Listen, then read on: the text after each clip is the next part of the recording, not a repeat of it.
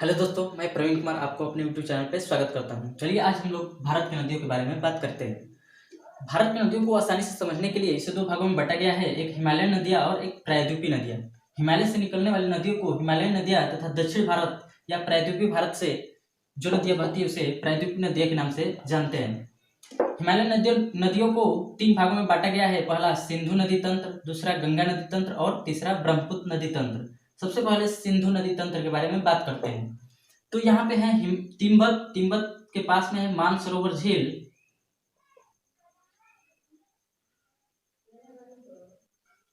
मानसरोवर के पास से एक है चेमायुंगडुंग से एक नदी निकलती है जो कि जम्मू कश्मीर होते हुए पाकिस्तान होते हुए अरब सागर में जाकर मिल जाती है,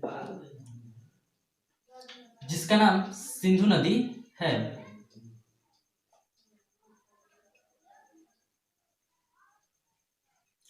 सिंधु नदी के अन्य 5 सहायक नदियां हैं।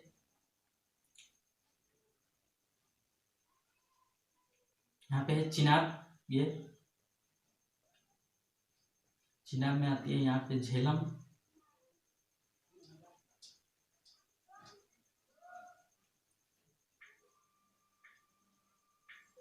ये झेलम, ये चिनाब, ये रावी,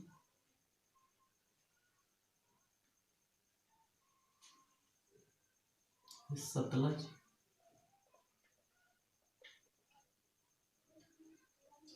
ये है ब्यास।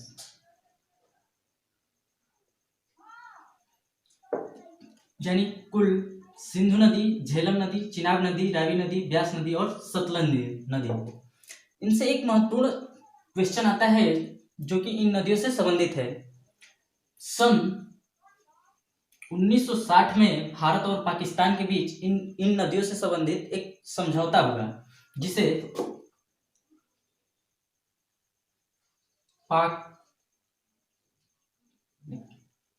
सिंधु जल समझौता के नाम से जानते हैं। उस समय हमारे तत्कालीन प्रधानमंत्री जवाहरलाल नेहरू थे। इसमें क्या समझौता हुआ कि ऊपर की जो 3 नदियां हैं, सिंधु,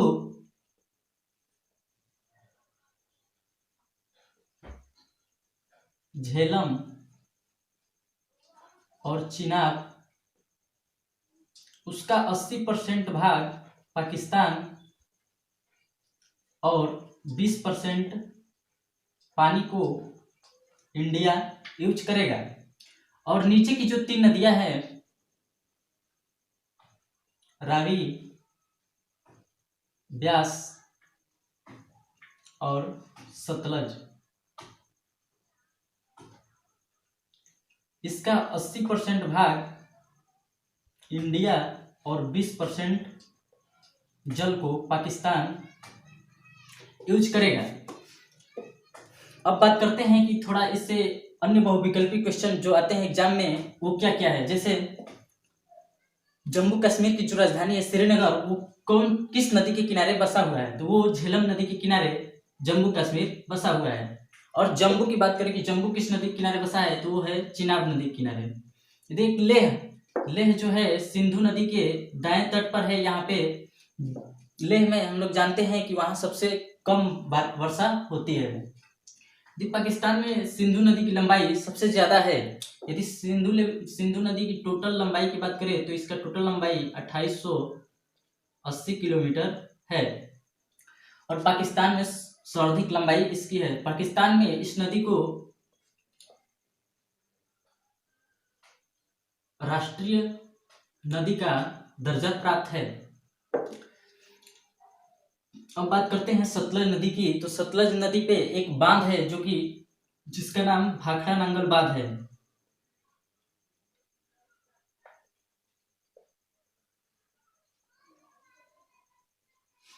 सतलज नदी से एक इंदिरा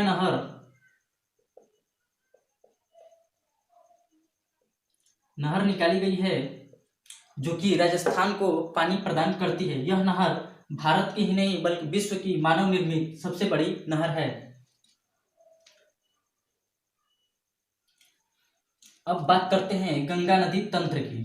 पहला तंत्र हो गया, अब दूसरा गंगा नदी तंत्र।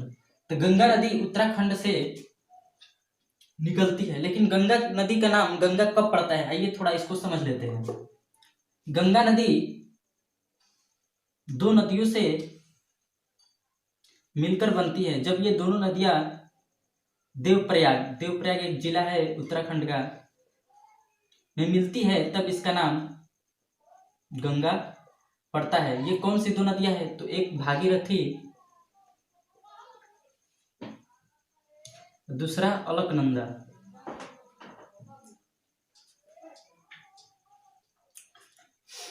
भागीरथी गोमुख गंगोत्री से निकलती है और अलकनंदा सतोपंथ ग्लेशियर से निकलता है।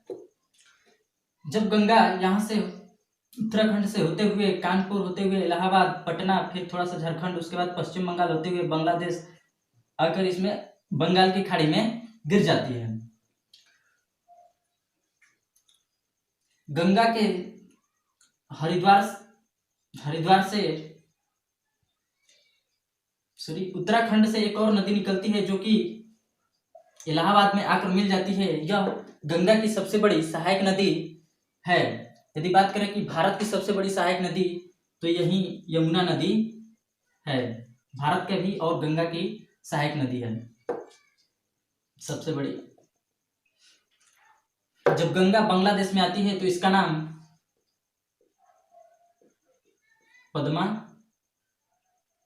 हो जाता है। गंगा की कुल लंबाई की बात करें तो इसकी लंबाई 2525 किलोमीटर है। यदि भारत की परिवहन की बात करें तो जो जल से संबंधित परिवहन होता है वो गंगा नदी से विशेषता होता है। एक है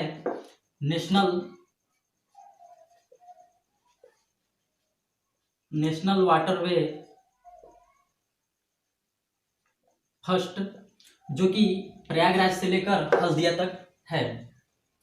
अब आगे बात करते हैं ब्रह्मपुत्र नदी की। तो ब्रह्मपुत्र नदी जो है मानसरोवर झील के चेमायुंग से ग्लेशियर से निकलती है और चीन होते हुए यहाँ बांग्लादेश, फिर असम, उसके बाद बांग्लादेश में आ जाती है, उसके बाद बंगाल की खाड़ी में गिरती है। जब यह ब्रह्मपुत्र नदी तिब्बत में होती है या चीन में, तो इसे सांगपो या सांपो के नाम से जानते हैं। जब यह अरुणाचल प्रदेश में प्रवेश करती है तो इसे दिहान कहते हैं। जब यह असम में जाती है, असम में, तो इसे ब्रह्मपुत्र नदी के नाम से जानते हैं। जब यह बांग्लादेश में आती है तो इसे जमुना कहते हैं। जब जमुना और पद्मा एक साथ मिलती है तो इसका नाम मेघना हो जाता है।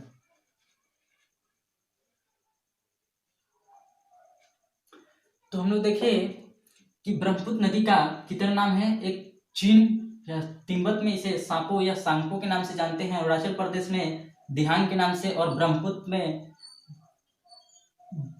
असम में ब्रह्मपुत्र नदी और बांग्लादेश में जमुना, जब दोनों मिलती है तो मेघना बन जाती है। ये जब गंगा नदी और ब्रह्मपुत्र नदी जब मिलती है तो एक डेल्टा का निर्माण करती है, जो कि विश्व का सबसे बड़ा डेल्टा है, जिसका नाम सुंदरबन डेल्टा है। तो ये दोनों नदियां मिलकर एक डेल्टा का निर्माण करती है जिसका नाम सुंदरबन डेल्टा है। यहाँ पे मैंग्रोव वन बहुत ज्यादा पाए जाते हैं। ये इंडिया और बांग्लादेश दोनों में फैला हुआ है। अगर बात करें कि ब्रह्मपुत्र नदी की, तो यह भारत की सबसे चौड़ी नदी है। असम में जब ये असम में आती है तो यहाँ पे एक द्वीप का निर्माण करती है, बहुत सारे द्वीपों का निर्माण करती है। उसमें से जो सबसे बड़ा नदी द्वीप है वो माजुली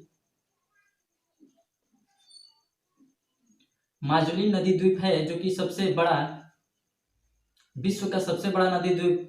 अगर सबसे छोटे नदी द्वीप की बात करें तो उमानंद,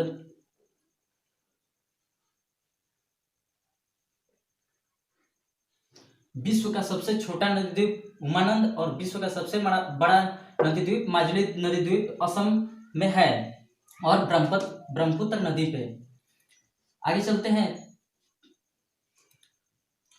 ये तीनों नदियों के बारे में हो गया। अब आगे चलते हैं प्रायद्वीपीय नदियों के तरफ। थोड़ा सा एक समझ लेते हैं। यहाँ पे है राजस्थान में एक अरावली पर्वत है। अरावली पर्वत के पास एक संभार झील है, वहां से एक लूनी नदी निकलती है। ये अरावली पर्वत जो कि विश्व का सबसे प्राचीनतम पर्वत है। लूनी नदी यहाँ पे कच्छ की खाड़ी रण में ये लुप्त हो जाती है, इसीलिए इसे लुप्त नदी भी कहते हैं, या अंतर्वाही हो जाती है। यानी भारत की एकमात्र ये अंतर्ग्राही नदी है जो कि इसका मुहाना नहीं है। मुहाना उसे कहते हैं जब नदियां जहाँ पे मिलती है, गिरती है, उसे मुहाना कहते हैं। तो इसका मुहाना नहीं है, ये दलदल, जो कच्छ की दलदल भूमि है उसी में ये समा जाती है। यहाँ से एक साबरमती नदी निकलती है, इसी अरावली क्षेत्र से एक साबरमती नदी निकलती है उदयपुर से, और ये खंभात की खाड़ी में गिरती है। यहाँ पे है खंभात की खाड़ी है, इसे खंभात की खाड़ी। यहाँ पे है माही नदी जो कि कर्क रेखा को 2 बार काटती है, ये भी आकर खंभात की खाड़ी में गिरती है। यहाँ पे है अमरकंटक। अमरकंटक से 2 नदियां, एक नदी इधर निकलती है जो कि आकर खंभात की खाड़ी में गिरती है, जिसका नाम नर्मदा है,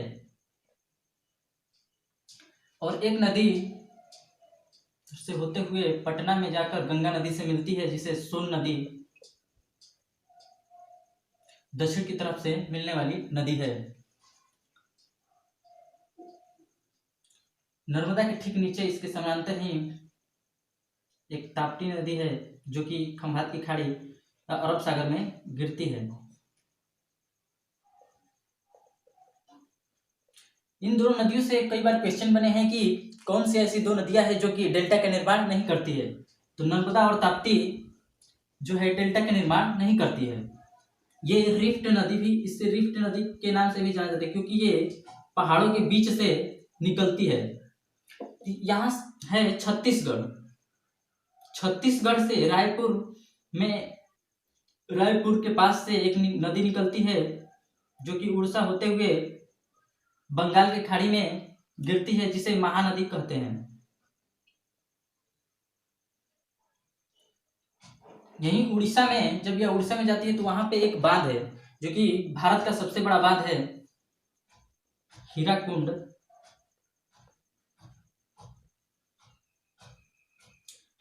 बांध।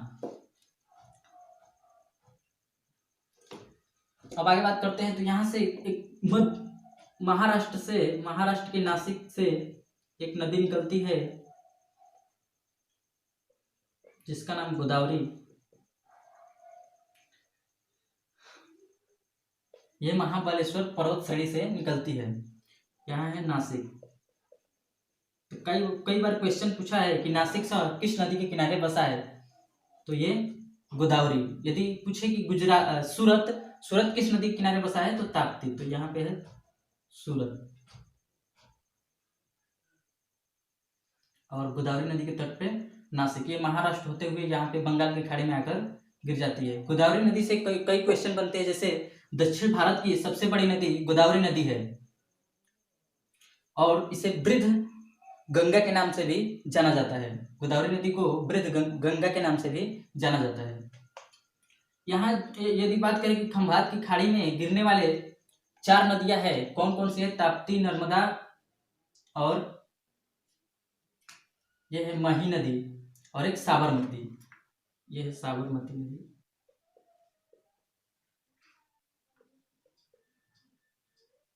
और ये माही। इन नदियों में से कौन सी सबसे बड़ी नदी है? तो नर्मदा जो नदी है वो इनमें से गिरने वाली खंभात की खाड़ी में से सबसे बड़ी नदी है। नर्मदा नदी से एक क्वेश्चन और आता है कि इस पे एक जलप्रपात है जिसका नाम धुआंधार जलप्रपात या कपिल धारा जलप्रपात के नाम से जानते हैं, जो कि जबलपुर में है।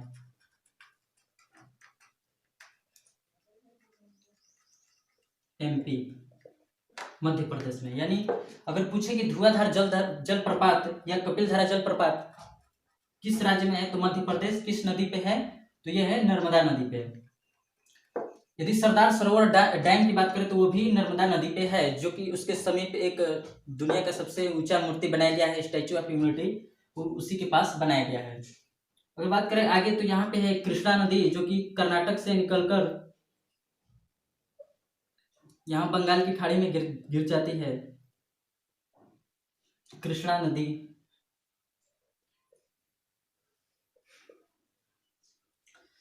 एक और नदी निकलती है यहाँ से, कावेरी,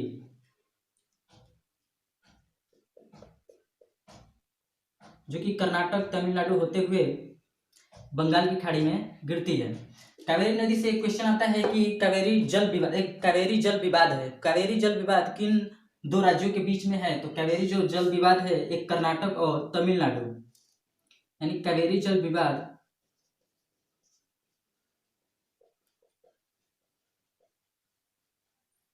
एक कर्नाटक और तमिलनाडु राज्य के बीच में है। यदि बात करें कि इस पे एक जलप्रपात है जिसका नाम रामेश्वरम शिव सुंदरम जलप्रपात है।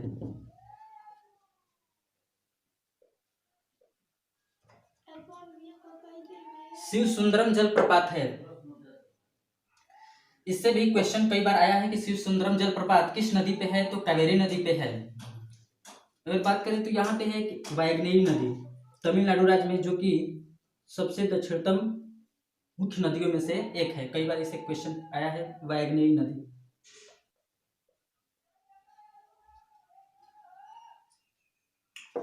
थोड़ा इधर चर्चा कर लेते हैं। यहाँ पे है झारखंड।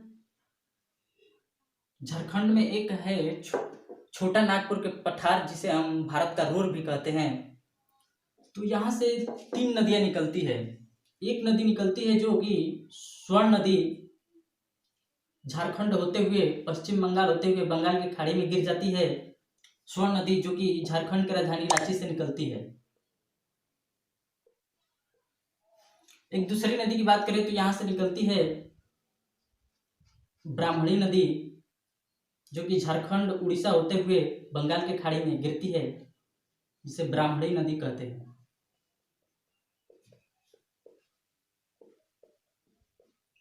और एक निकलती है दामोदर नदी, जो कि पश्चिम बंगाल में हुगली नदी से मिलकर बंगाल की खाड़ी में गिरती है। तो यहाँ पे पश्चिम बंगाल से हुगली नदी से मिलती है। दामोदर नदी को बंगाल का सुख भी कहते हैं। हुगली नदी वहीं जो कि गंगा नदी से अलग होती है। तो हुगली नदी दामोदर के साथ मिलकर बंगाल की खाड़ी में गिरती है। यदि बंगाल के सुख को बात करें तो ये दामोदर नदी है। यदि बिहार की सुख की बात करें तो वो एक कोसी नदी है, जो कि सबसे ज्यादा मार्ग बदलने वाली भी नदी कहलाती है, तो जो कि गंगा की सहायक नदी के रूप में जाना जाता है। यहाँ पे घघरा नदी, गंडक, कोसी आदि गंगा की सहायक नदी छोटी छोटी है। यमुना की अगर सहायक नदी बात करें तो यहाँ पे केन, बेतवा, ये सब छोटी छोटी नदियां हैं। तो चलिए आज हम लोग भारत की प्रमुख नदियों के बारे में बात किए। यदि वीडियो अच्छा लगा हो तो कृपया लाइक कीजिए, कमेंट कीजिए और दोस्तों के साथ शेयर कीजिए। धन्यवाद।